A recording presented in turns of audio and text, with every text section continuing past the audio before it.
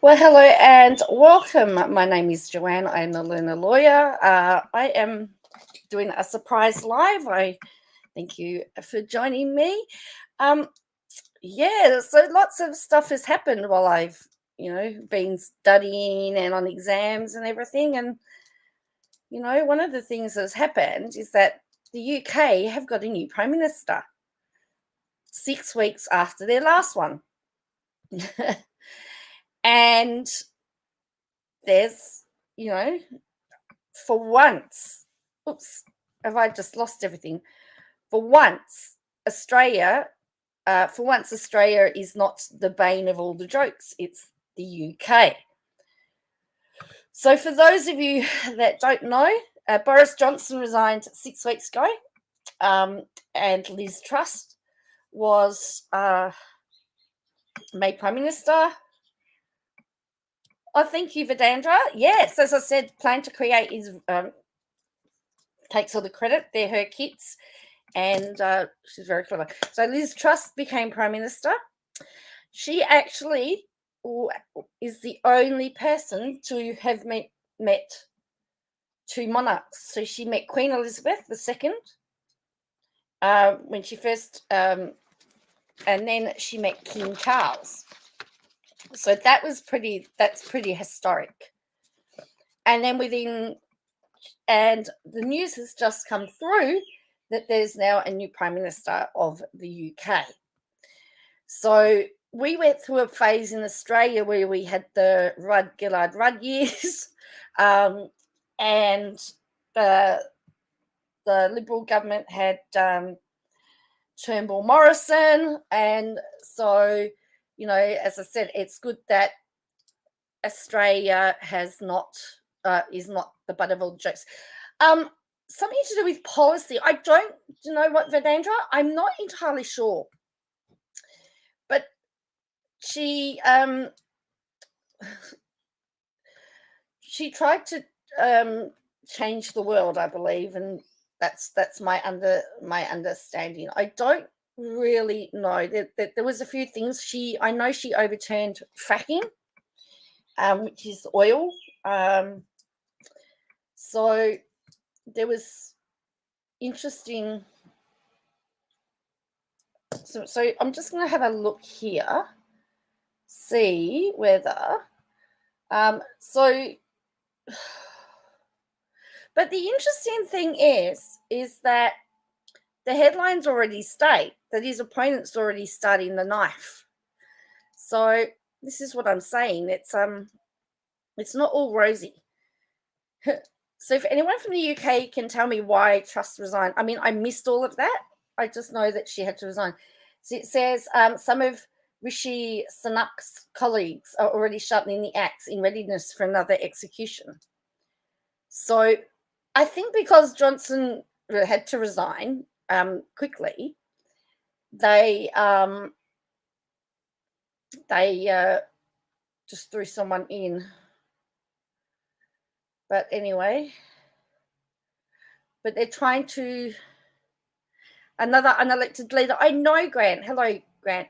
Yes, another unelected leader. I mean, the easiest thing to do, I guess, is just call an election and let the people decide. But it says next Prime Minister, Rishi. So this is from the UK Telegraph. So he is now, Rishi Sunak is the new leader of the Conservative Party and will be the next Prime Minister. In a statement issued on Twitter, Ms. Mordaunt said it's clear that colleagues feel we need certainty today. As a result, we have now chosen our next Prime Minister. The decision is an historic one and shows once again the diversity and talent of our party, and Rishi has my full support. So this is the new Prime Minister of the UK. It's only been 7 weeks since she was since Liz Truss was unveiled as the leader. So yeah, Terry says maybe 4 if you're lucky. Seems like once they get in, they realise, nope, I'm not up for the job. So this is the Australian broadcast at the ABC. Who is Rishi Sunak, the millionaire Hindu politician who emerged from Tory chaos to be Britain's next PM. So he actually lost to Liz Truss in the last leadership ballot. So, which is really interesting. So he went up against Liz Truss. They picked her. She then resigned, and now they've picked him. So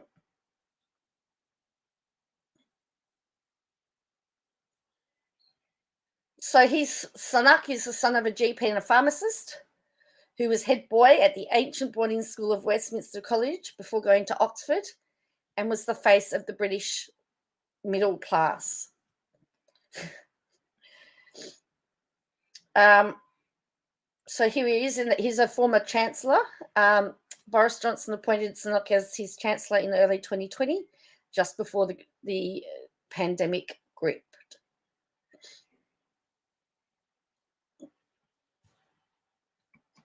So it says, in the weeks leading up to his resignation, the outgoing Prime Minister's reign had become an unending soap opera of scandal, illicit parties, and controversy. Sunak, his youthful chancellor, was viewed by many of his political enemies as a Brutus who plunged the knife into Julius Caesar's back by resigning on July 5, and now Sunak was running to replace him. The 2-decade-old clip of the plummy-voiced boy admitting to the limits of his social circle raised the ire of the British public, who'd experienced more than a decade of the Tory government. As the cost of wealth spiraled to dizzying heights, the prospect of another fantastically wealthy PM was intolerable to many. It's funny, what the people think is intolerable, the politicians think is okay. Anyway. His supporters said the disapproval of some Tories over his privileged background and the status he shared.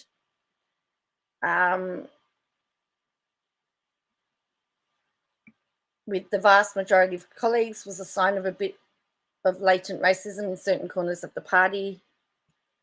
So the last one wanted to give tax cuts to the rich, bail out bankrupt. Oh, sort of like ScoMo, right? Anyway, privilege aside, he will make the history books. He's one of the richest men in the House of Commons. May not be breaking the Tory tradition of elevating Oxford-educated elites, but his leadership will be historic. He'll be Britain's first Prime Minister of colour. His background as a Hindu, son of Indian migrants, who split his weekends between worshipping at the temple and his local footy club, is one that matters to him. Britain's British Indian is what I tick on the census. We have a category for it. I am thoroughly British. This is my home, my country, but my religious and cultural heritage is Indian. So yeah. See, I have issue. I like should I mean with all the issues that Britain has got, do you want a rich millionaire running the country, or do you need somebody that's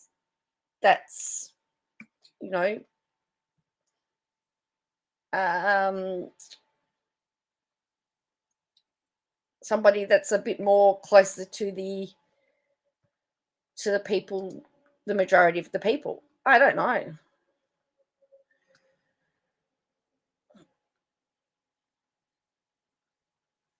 Do you want people that are going to look after the people that need the hand ups? I don't call them handouts, I call them hand ups. Because if the cost of living is going up, you want somebody that understands what it's like to have to be on struggle street. But I don't know that he really understands that. But look, I guess we just have to wait and see what happens.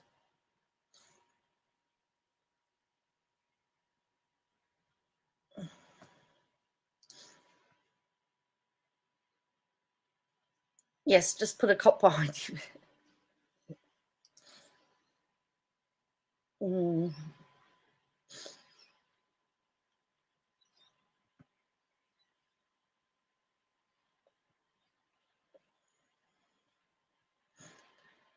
So not only Oh, here we go. Not only, in reality, not one politician. No, that's right. The rise. He's also, his transformation from Goldman Sachs finance guy to one of the richest MPs in Westminster to the second youngest chancellor in British, in 5 years. And his wife is an heiress to her father's multi-billion-dollar IT fortune. She's made her own money as a fashion designer and venture capitalist and took the middle-class boy from the BBC to lofty new heights. This year, their combined fortune is estimated at £730 million, or 1.3 billion, and landed them on the UK Sunday Times rich list. The couple owns a portfolio of 4 homes, estimated to be $26 million, including a Santa Monica penthouse apartment that features ocean views and a pet spa. When Boris Johnson tapped Sunak in early 2020 to be his finance chief, the relatively unknown politician turned heads. Named Dishy Rishi by the tabloids, he enjoyed better approval ratings than any other senior minister of Johnson's cabinet. And there's his daughters too. I mean, I don't really want to focus on his daughters, but it's on this. This is the media, in the media, politicians, and so there's him, his wife, and his 2 daughters. So he was credited with saving the British economy from catastrophe during the first year of COVID pandemic, pouring millions into loans and grants packages in the bid to avert major recession. However, his Eat Help to Help Out program, which gave Brits dinner vouchers so they could go to restaurants and help prop up the ailing hospitality industry, was later blamed for an outbreak of cases.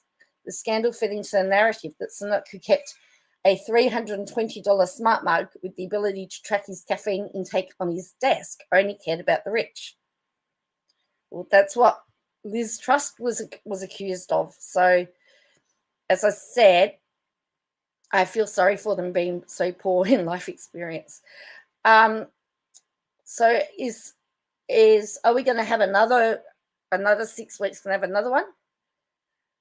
In later 2021, a year earlier, when the Brits were planning Christmas away from loved ones due to COVID, Johnson and his allies were having get-togethers at Downing Street, while Brits were forced to attend funerals for their dearly departed via Zoom. The PM staff were gathering for wine time Fridays. Sunak was soon sucked into the Partygate scandal as children around the UK spent their birthdays away from their friends. The Prime Minister's wife threw a surprise celebration for his 56th birthday with up to 30 guests. Among them was Sunak, though he and other ministers insisted they were there for a meeting and were ambushed with cake. He paid the $89 fine for breaching COVID lockdown rules and said he deeply regrets the situation and anger caused and was sorry. While the revelation unleashed a howl of outrage in a kingdom that had barely made it through a devastating and traumatic pandemic, Johnson had refused to step down. He staggered on a few more weeks, bleeding but not mortally wounded. His enemies and allies stalked him in the tall grass, then he stumbled. In July this year, it emerged that the PM had promoted an MP to a senior government post, even though he was aware of a long history of sexual harassment allegations against him. Johnson had a knack for surviving scandals and would torpedo the leadership of any other prime minister, and he assumed that this one would be no different. But then Rishi Sunak walked into number 10 and quit. A cascade of resignations soon followed, and he was left with no choice but to follow them out the door.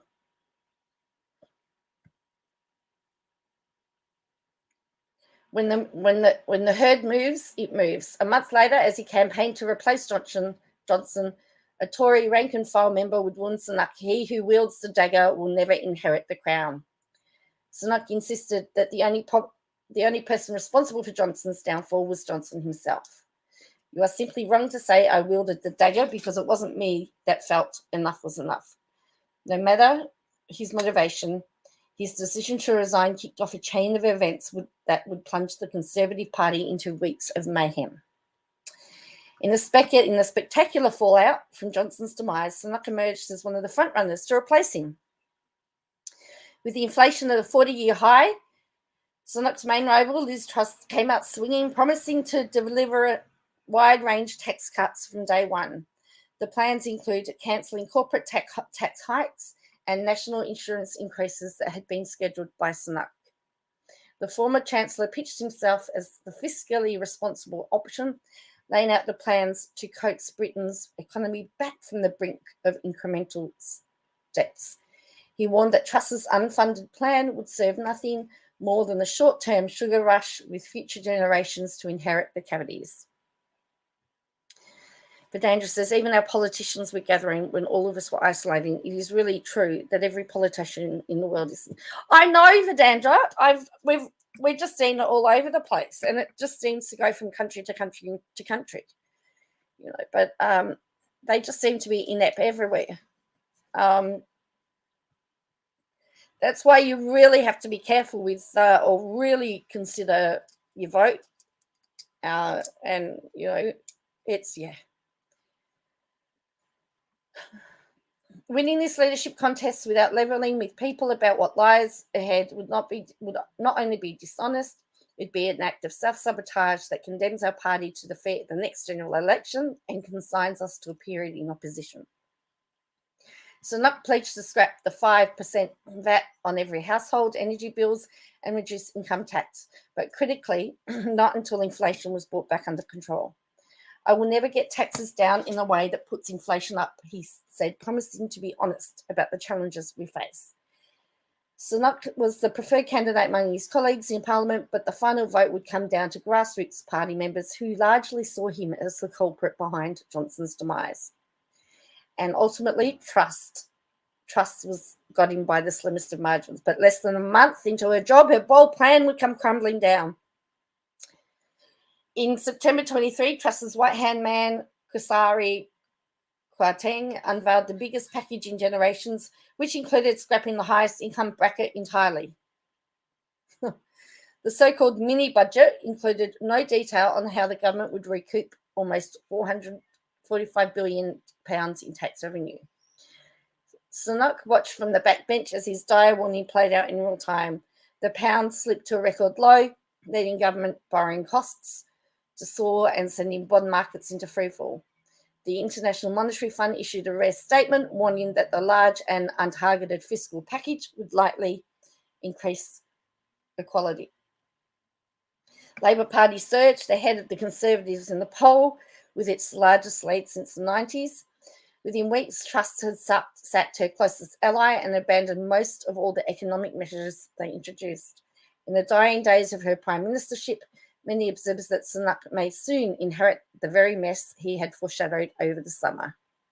See you, Vidandra. With the pound, sterling, and government bond markets have recovered slightly, the Financial Times surmised this week the crisis is far from over, pointing out the £40 billion hole that remains in public finances. The Trussonomics experiment appears to have aggravated an already perilous economic situation. In any event, Sunak put his hand up to the challenge. It's one he admits will have far-reaching consequences.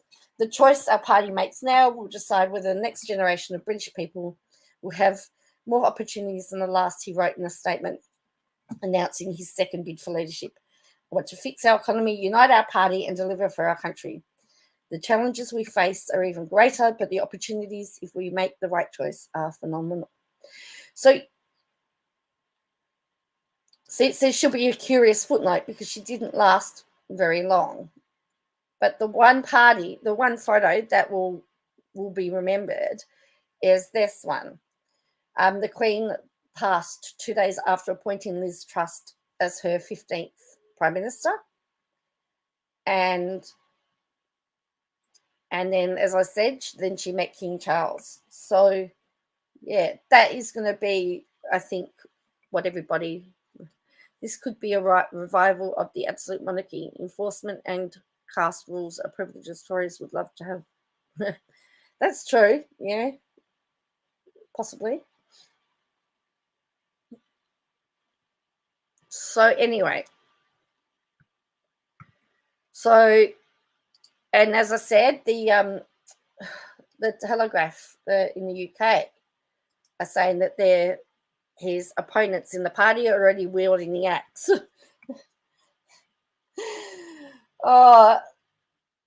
So this headline says, I don't know, the king needs to go in and take charge, doesn't he? Mr. Snot it struggled to last as long as this trust, warns some conservative. What happened to it's November, Vidandra. It's November, not October, so we've still got another month to wait. Yeah. I will be on to it though. Yeah. It's the 21st of November. I've actually just checked to see if there's anything there, any updates, and there's no updates. I'm really only going to be covering court updates now. I can't be bothered with the rest of the stuff. To be honest with you, I just find it so boring and predictable these days. The behaviour is so predictable. When she gets into trouble, she pulls out the child. Remember, politicians live in a bubble. I play with them. I mean, we have a mini budget happening today, so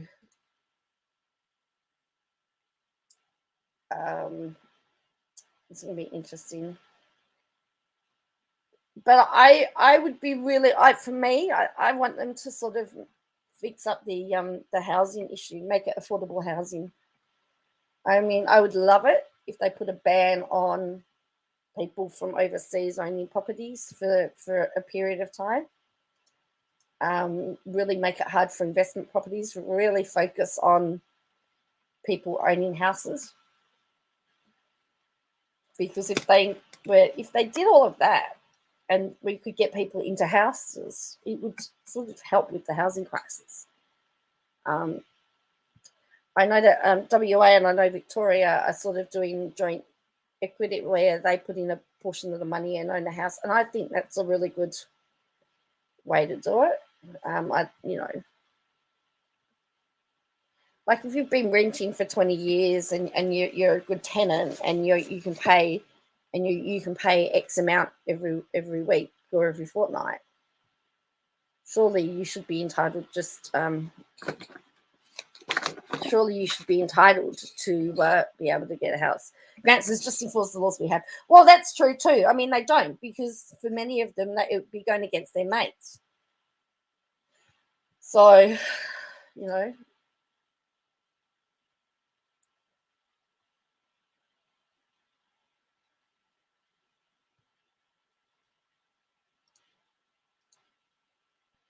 just to show this, this is the Mornington Peninsula. This is a story for today. As the cost of living bites, a homelessness crisis on the Mornington Peninsula is worsening. So it's a popular holiday destination where people spend tens of millions on clifftop mansions in more exclusive areas. But hidden away are the 1,000 people who, the council says, are sleeping rough in tents and cars along the peninsula. So he had to move out of this guy's been homeless for 2 years. I want a tax on empty houses. It would force landlords to yes, Bo. Yes, we're supposed to have something like that. A tax on empty houses. Yes, that would be perfect. So he's been living on the Rosebud foreshore for about 6 months. He works 4 days a week at a local cafe, and he does live with mental illness. He says he's worked hard to have a positive attitude to have been homeless because it's the only way to get by. It takes time to perfect how well you can train your mind to resist getting tortured by the winds and the weather. You've got to train yourself. There's 6 of us and we're tight. So it's interesting. Helicopter visit real estate agents, and guess what? Yes, well, that's true. San Francisco has 14 empty houses for every homeless person. Wow. Yeah, so you've got people in $30 million houses, and you've got people living in tents on the foreshore. You used to be able to buy a 3-bedroom house for $500,000. Those homes are now worth millions of dollars. There are 3 rental properties advertised in the past year that were affordable for people on low incomes, with the average price of rental had increased by 30%. I have to say, my house, my rent's going up after Christmas. And at this stage, I don't know how I'm going to be able to pay for it. I also have to have surgery before Christmas. And I'm having to go private, and I'm having to pay a big out-of-pocket expense for that too. So, yeah, so, at the moment, I'm just grateful I've got a roof over my head. And, but yeah, that bite's about to hit me. So, for real.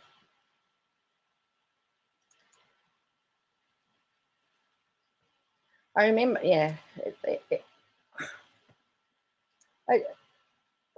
As I said, I would just like them to be able to get people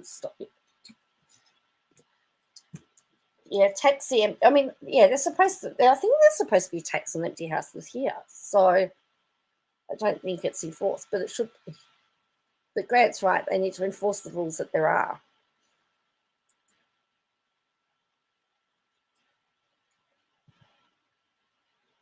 If they do that, that will certainly sort a few things out. So. It's been raining overnight. My dump is going up next month. Wow, to 1306 a month. Yeah. Well, mine's 1477 at the moment a month, and it's going up to 15, 20, I think. Or 15, it's going up significant. So, yeah, it sucks.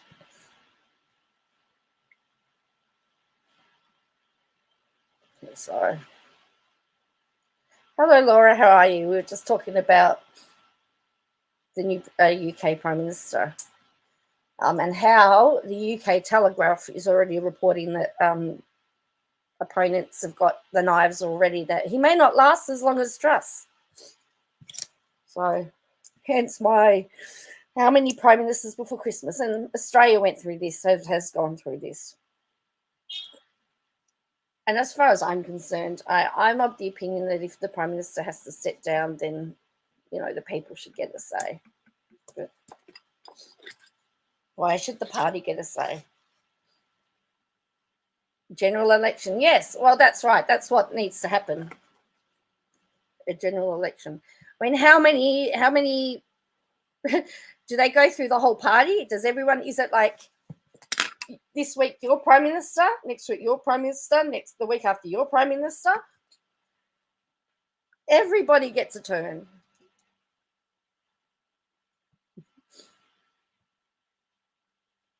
Well, housing's actually you're right, Bo, and it's an essential need. Should be a right of everybody to have housing.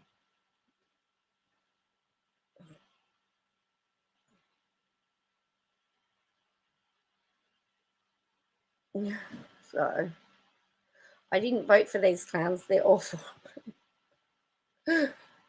Yeah. So they're saying that without an election, it's going to get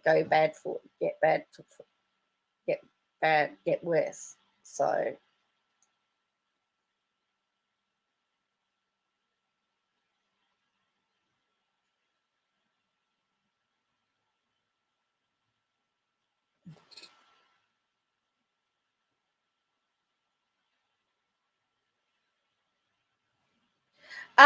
No, not this one. So we had an election, and so our new, but the previous one actually.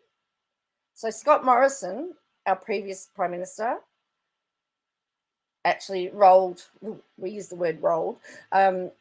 Turnbull, and then the houses are 60 to 80 years old and full of those houses. Not happening for your $1. Yeah, true.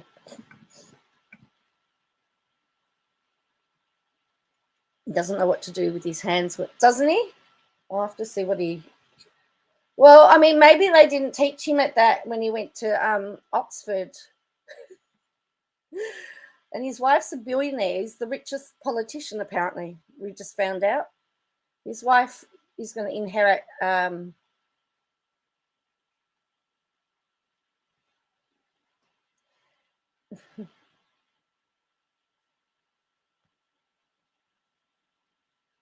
now apparently they reckon that she's going to take Liz Truss is going to take a step from a break from politics. So is she actually resigning?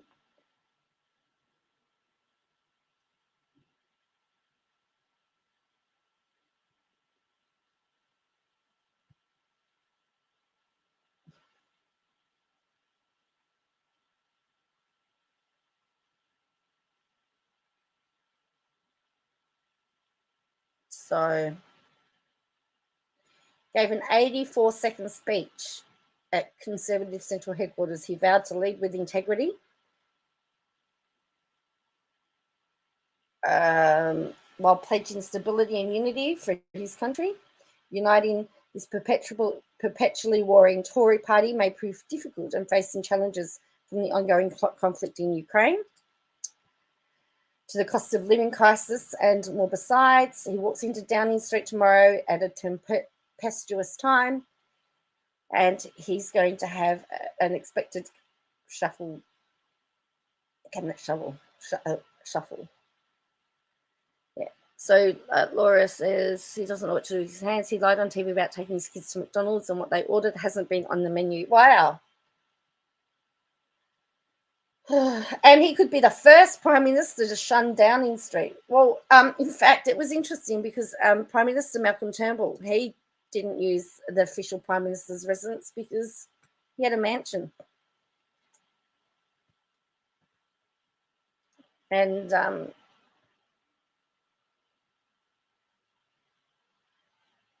he had a mansion. And so apparently they were living in number 11 and they moved out 6 months ago and they've just settled into their new house. So they don't want to move again.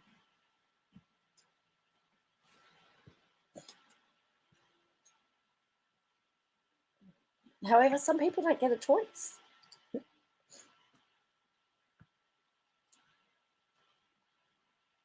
He doesn't have working class. No, he doesn't have working class friends. No. He doesn't. One thing he's not is a working class man. Oh, he's a working class man. Oh. Yeah, so he doesn't know any of that.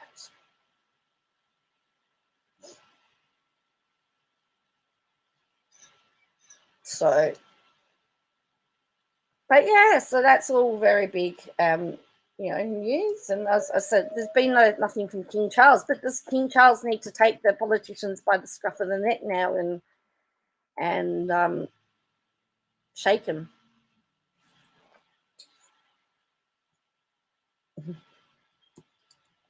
Money laundering through real estate agent? No, of course not.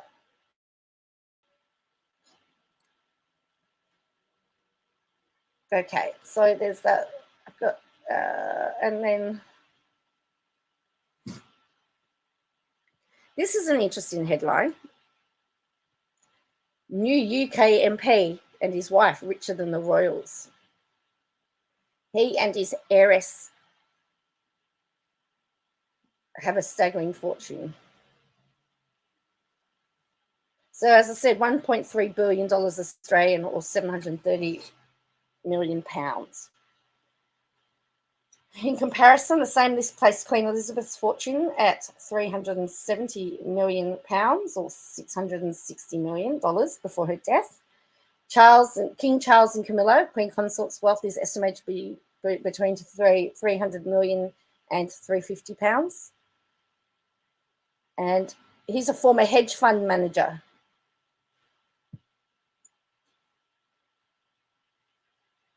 And she's also a fashion designer. So,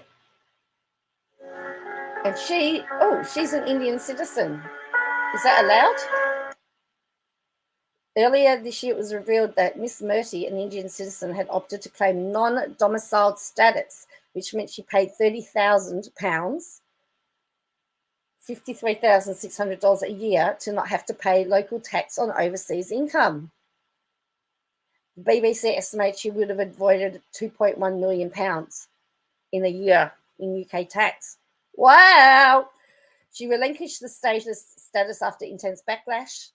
He was the Chancellor at the time and the Chief Financial Minister. I understand and appreciate the British sense of fairness. I do not wish my tax status to be a distraction for my husband or affect my family. She said in a statement, I will now pay UK tax on a rising basis to my worldwide income, including dividends and capital gains, wherever in the world that income arises. I do this because I want to, not because the rules require me to.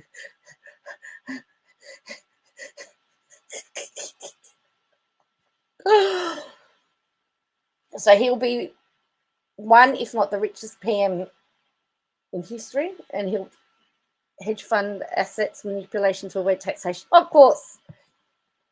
So Truss is going to hold a final cabinet meeting, and then, yeah. So there you go.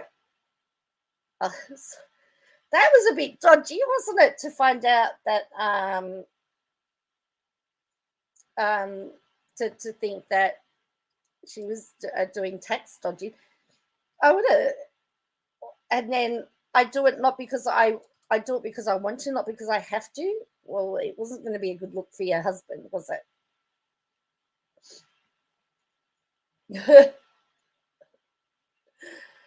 So, yeah. You smell smoke, Bo? Yeah, and usually where there's smoke, there's fire, right?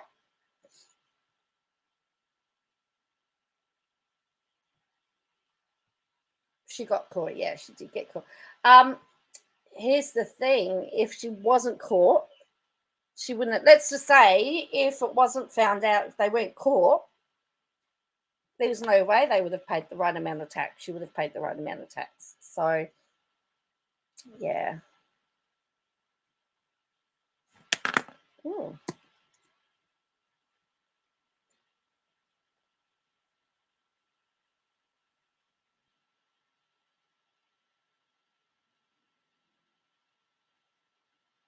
Oh, wow. Leslie Jordan from Will and Grace has just passed away. Let's have a look.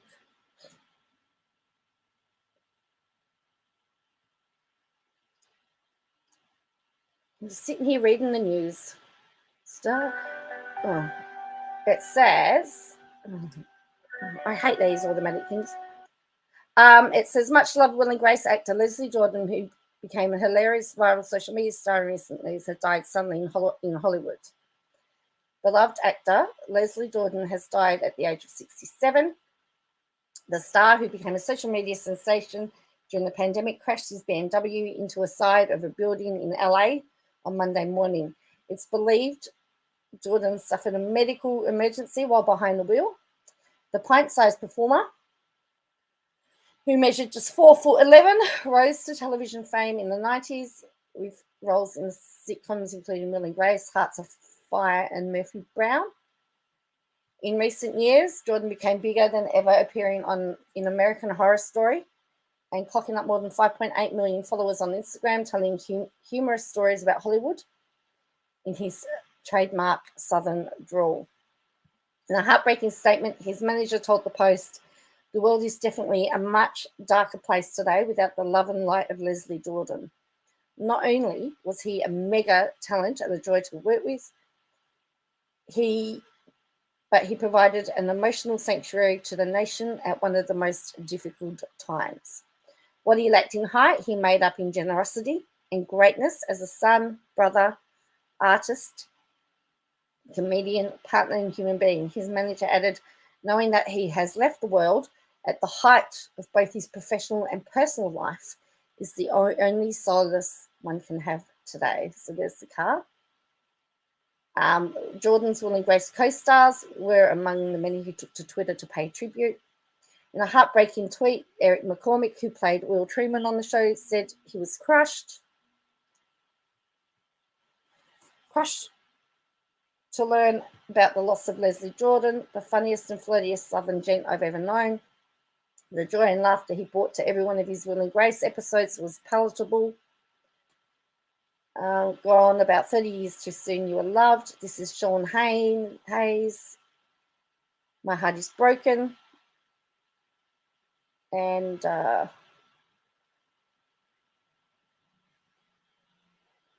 he released his memoir, How You're All Doing, Misadventures and Mischief from a Life Well Lived. He was openly gay and was widely revered as a queer icon. He was born in Chattanooga, Tennessee in 1955. Precocious and flamboyant, he struggled growing up in a traditional family and a conservative city. And, oops.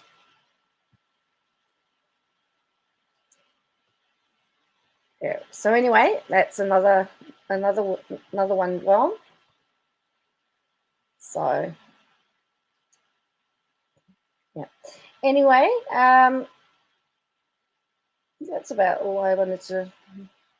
So yeah, so it looks like he had a medical emergency crisis. So anyway, I want to thank you all for watching. Yeah, just hit like and subscribe, and we will see you next time. And as I said, we will catch you again. To the replay crew, hello. Make sure you hit like for me. I'll catch you later. Bye for now.